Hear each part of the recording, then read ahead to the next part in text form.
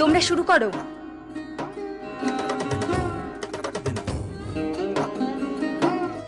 তাহলে সমৃদ্ধি শুরু করা যাক। নিশ্চয়ই মহারাজ। সমৃদ্ধি, তোমার হাতের রান্না সত্যি খুব চমৎকার, তুমি সত্যি খুব গুণী। ধন্যবাদ মহারাজ। এবার তোমার সেই বিশেষ ব্যঞ্জনটা নিয়ে এসো। এক্ষুনি আনছি।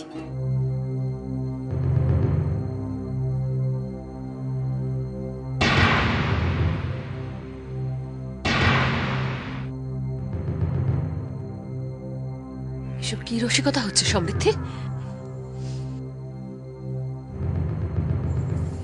এ কি অপপথ সমৃদ্ধি?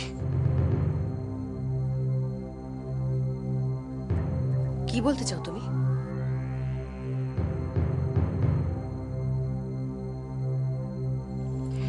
আপনারা সবাই এই সলতেটা ভালো করে দেখুন।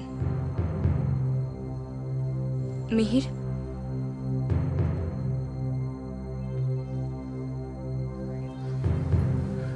দেখো তো এই সলতেটায় কোনো পরিচিত বস্তুর গন্ধ পাও কিনা?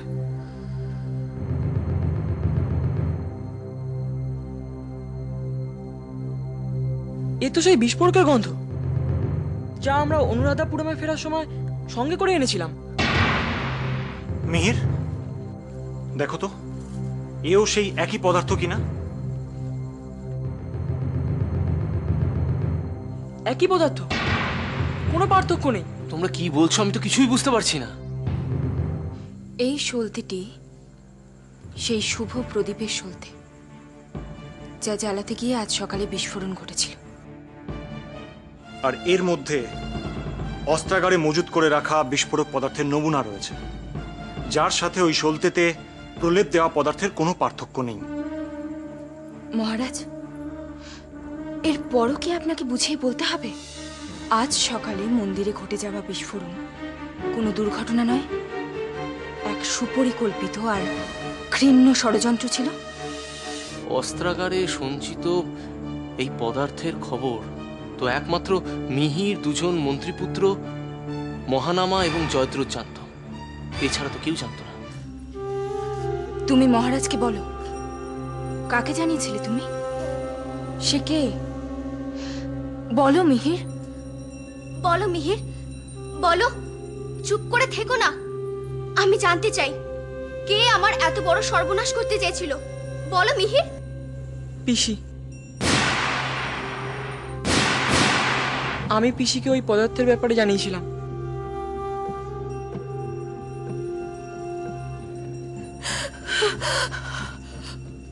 উপদেশ, উপদেশ, ওরা কোনো হীন চক্রান্তে আমাকে আবদ্ধ করতে চাইছে। আমি এই কাজ করিনি, আমি এই কাজ করতেই পারি না, বিশ্বাস কর। দিদি কি করছে না? দিদি, আমি অন্য কারো মুখ থেকে নয়, শুধু আপনার, শুধুই আপনার মুখ থেকে শুনতে চাই। আপনি সব ব্যাপারটা খুলে বলুন, দয়া করে চুপ করে থাকবেন না।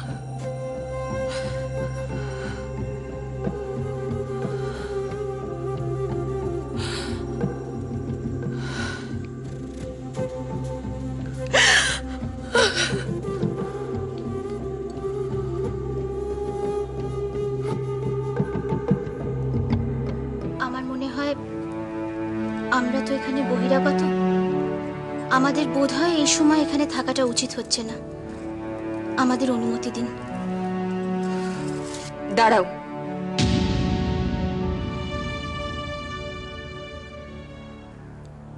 আমার মনে হয় আজ যা কিছু ঘটল, যা কিছু হলো, তা শুধুমাত্র রাজ পরিবারের মধ্যে গোপন থাকা উচিত হবে না। রাজ পরিবারের শুভাকাঙ্ক্ষী প্রত্যেকটি মানুষ জানুক রাজ পরিবারের অভ্যন্তরে কিরকম নোংরা রাজনীতির খেলা চলে।